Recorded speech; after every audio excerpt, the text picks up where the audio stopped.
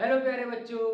स्वागत है आपका अपने प्यारे YouTube channel the Raise Institute में। प्यारे बच्चों, हम क्या पढ़ रहे थे? हम पढ़ रहे थे अपनी क्लास 12 यूपी बोर्ड की हिंदी के काव्य खंड को। क्लास 12 यूपी बोर्ड की हिंदी के काव्य खंड को पढ़ते हम लोग पढ़ रहे थे, जिसमें हम लोगों ने महादेवी वर्मा जी द्वारा रचित गीतों की व्याख्याओं को पढ़ना और समझना प्रारंभ किया था। प्यारे बच्चों, प्रीवियस वीडियो में हम लोगों ने महादेवी वर्मा जी द्वारा रचित जो गीत है उस प्रथम गीत की व्याख्या को पढ़ा और समझा था। आशा करता हूं आपको मेरे द्वारा पढ़ाई गई वह गीत की व्याख्या अच्छे से समझ में आई होगी। प्यारे बच्चों, आज हम लोग उसी क्रम में महादेवी वर्मा जी द्वारा रचित इसी पाठ के अंतर्गत एक और गीत है जिसकी व्याख्या को आज हम लोग क्या करने वाले हैं, पढ़ने वाले हैं और उसकी व्याख्या को समझने वाले हैं, जो कि महादेवी वर्मा जी द्वारा रचित दीप शिखा से अवतरित है, जिसमें महादेवी वर्मा जी ने स्वयं को संबोधित करते हुए यह बताया है कि भले ही लक्ष्य प्राप्ति का मार्ग कितना ही दुर्गम और कठिन क्यों ना हो, हमें निरंतर अकेले ही उस पर बढ़ते रहना है, तभी हम जाकर के अपने लक्ष्य की प्राप्ति कर सकते हैं। तो चलिए बच्चों, इस अद्भुत गीत को पढ़ते हैं और इससे कुछ सीखते हैं। चलिए,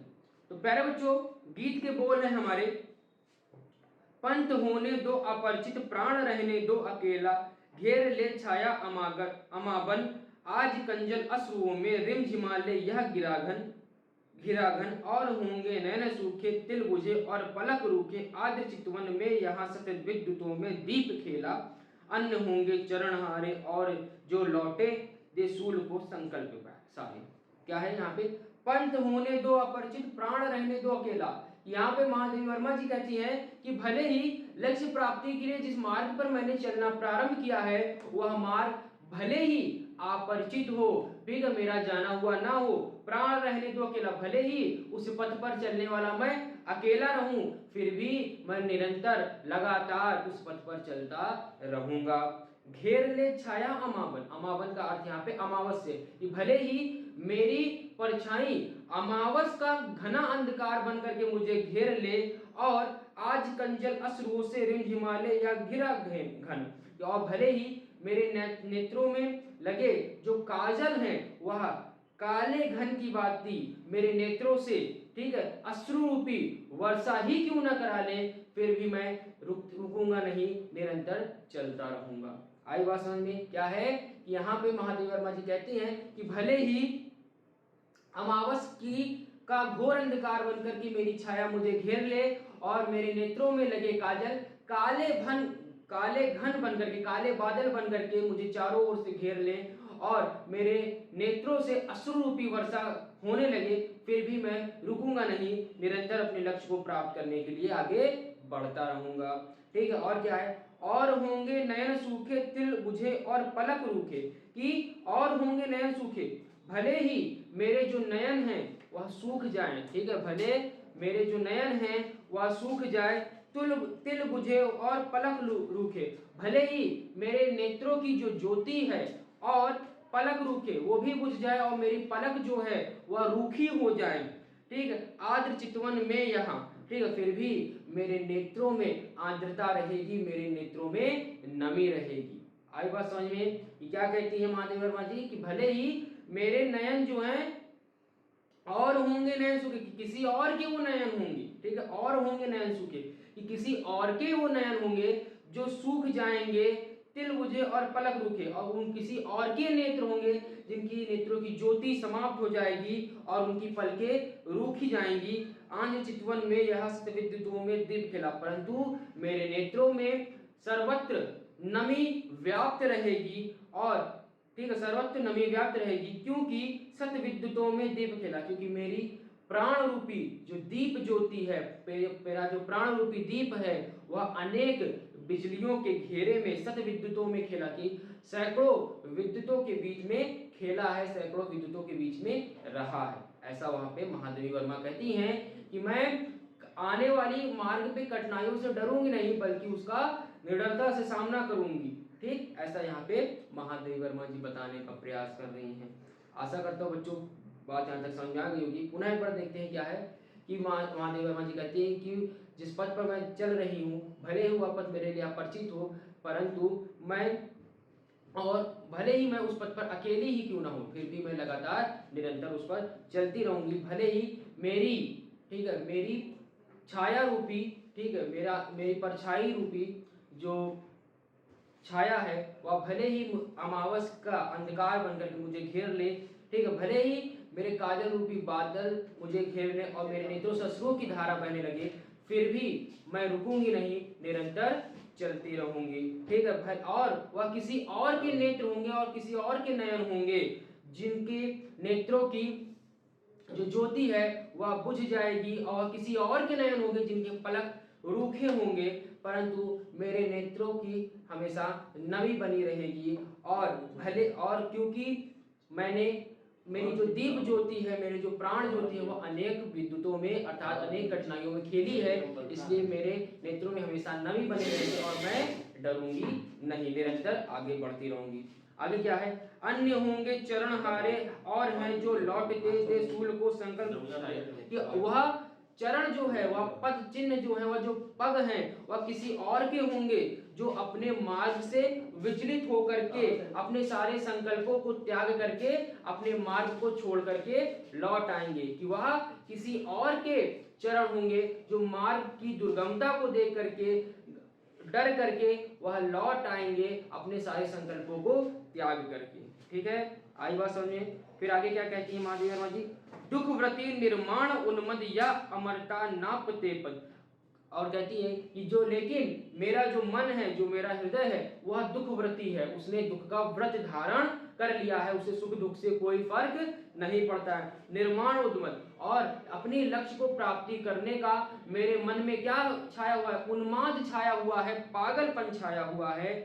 या अमरता नापते पद, और उस लक्ष्य को प्राप्त करने के लिए जो मेरे पग हैं, जो मेरे पद हैं, वह निरंतर आगे बढ़ रहे हैं, अर्थात अपने अमृत को प्राप्त करने के लिए आगे निरंतर ये बढ़ रहे हैं। फिर आगे क्या है, बांध देंगे अंक संस्कृति से तिमिर में स्वर्ण बेला। आगे कहते हैं कि मेरा यह जो प्रयास है, मेरा यह जो प्रयास है, यह संसार की गोद में छाए हुए अंधकार को,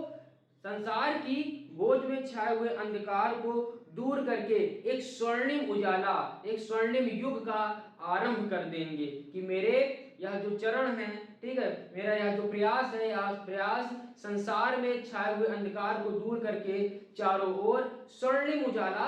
कर देंगे। फिर कहेंगे आगे क्या है, कि दूसरी होगी कहानी शून्य में जिसके मिटे स्वर धूलि में खोई निशानी, कि दूसरी होगी कहानी, वह किसी और की कहानी होगी, ठीक है, शून्य में जिसके मिटे स्वर, कि जिसके स्वर प्रारंभ में ही मिट गए, अर्थात उसने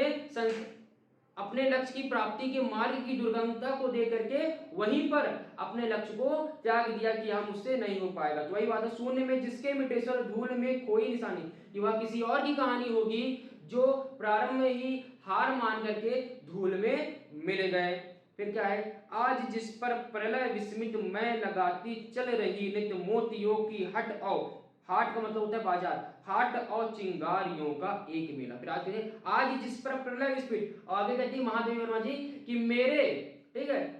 मेरे दृढ़ निश्चय को देख करके आज जो प्रलय है वह भी विस्मित हो गया है, कि इसको इसके मार्ग से विचलित करना असंभव है। मैं लगाती चल रही नित्य मोतियों की हाट और चिंगारियों का एक मेला। और आगे कहती है महादेवी वर्मा जी कि मैं लगातार अपने अश्रु रूपी मोतियों और अपने हृदय में लक्ष्य प्राप्ति की जो चिंगारी है उसका बाजार लगाते हुए नित्य प्रतिदिन अब आगे बढ़ रही हूं। और मैं यह इसलिए बाजार इसलिए लगा रही हूं ताकि मेरे बाद जो भी पथिकाएं वह इन